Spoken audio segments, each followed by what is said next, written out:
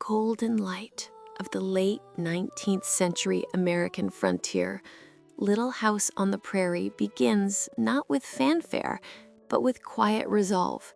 The pilot episode, A Harvest of Friends, introduces us to the Ingalls family, not as mythic pioneers, but as flesh and blood people, gritty, hopeful, worn, and wonderfully human. With emotional breadth and cinematic intimacy, this episode lays the foundation for a series that would explore the cost of carving out a life on untamed land and the unshakable bonds of family and community that make such labor endurable.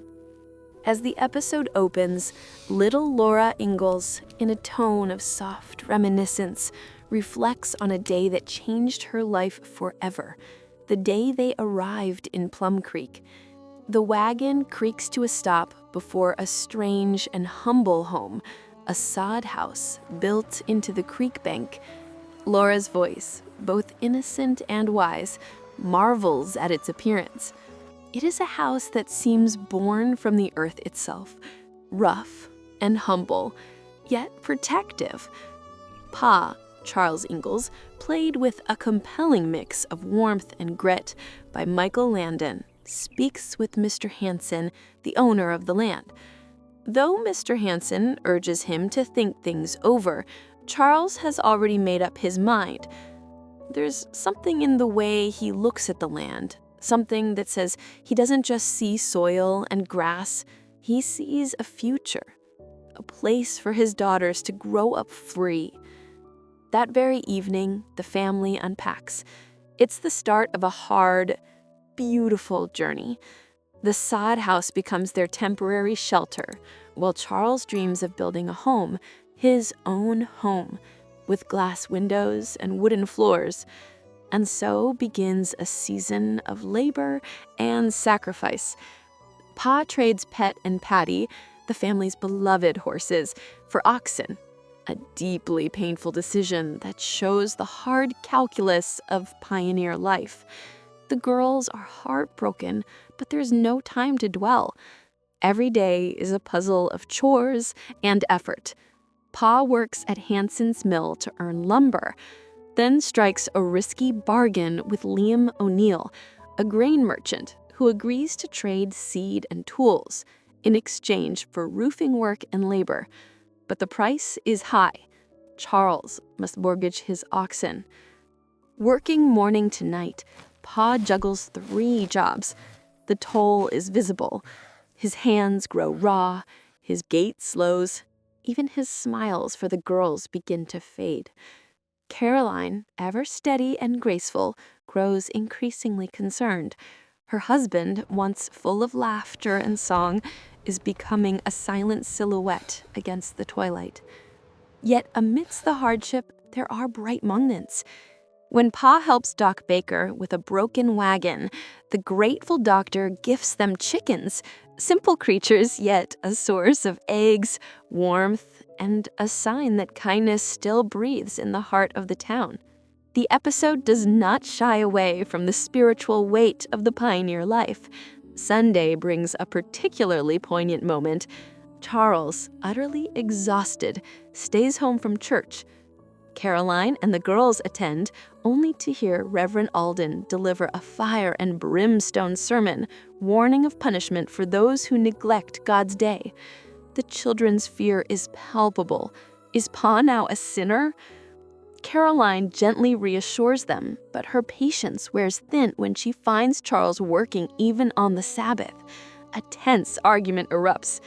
Caroline sees his toil as pride, a disregard for divine rest.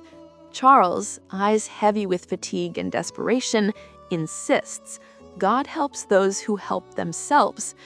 The conflict ends not in victory, but in mutual understanding. Caroline weeps not for Pa's disobedience, but for his suffering.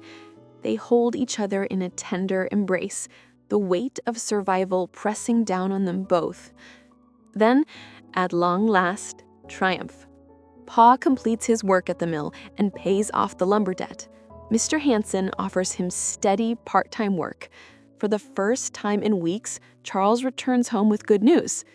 That night, guilt heavy in his heart for the time he's missed with his daughters, he sits beside their bed and tells a whimsical tale about a grumpy farmer who forgets how to laugh. Tomorrow, he promises, we go on a picnic. The girl's joy is radiant.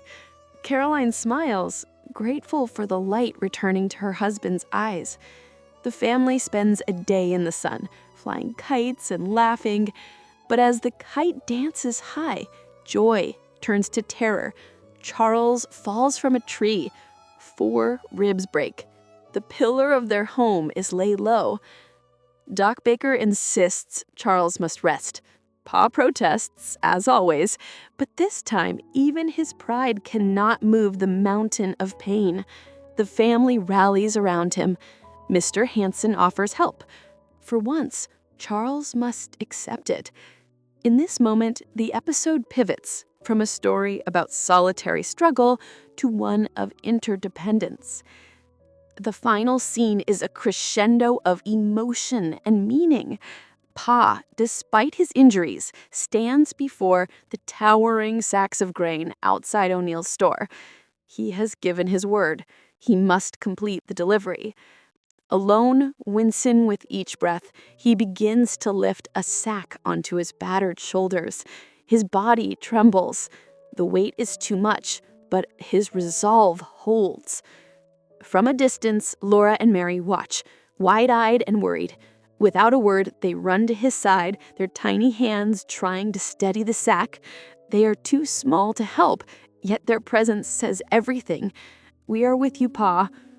Then, in a moment of pure cinematic grace, the townspeople begin to appear, one by one, silent but purposeful. They join Charles. Men who had been skeptical, women who had watched from windows. They formed a human chain, lifting sack after sack, passing them down the line. The music swells, the dust rises, and as the sun sets behind the horizon, what began as one man's burden becomes a shared labor of love. Charles, humbled and grateful, sees what truly grows strongest on the prairie.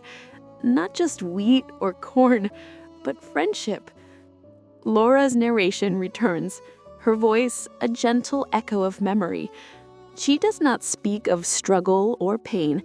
She speaks of love, of courage, of home. In Harvest of Friends, Little House on the Prairie does not offer us heroes in shining armor. It offers us something better, flawed, determined people who learn that strength lies not in self-sufficiency alone, but in community and compassion. The cinematography captures the vast loneliness of the prairie, but also its quiet beauty. The writing balances hardship with humor, and Michael Landon's performance as Charles is a masterclass in restrained emotion. This first episode sets the tone for what would become an enduring classic. It reminds us that the hardest soil yields the richest harvest, not just of grain, but of hearts bound together in struggle and in grace. And when Laura says, "Home is the nicest word there is," we believe her, because we've seen it built, plank by plank, tear by tear, hand in hand.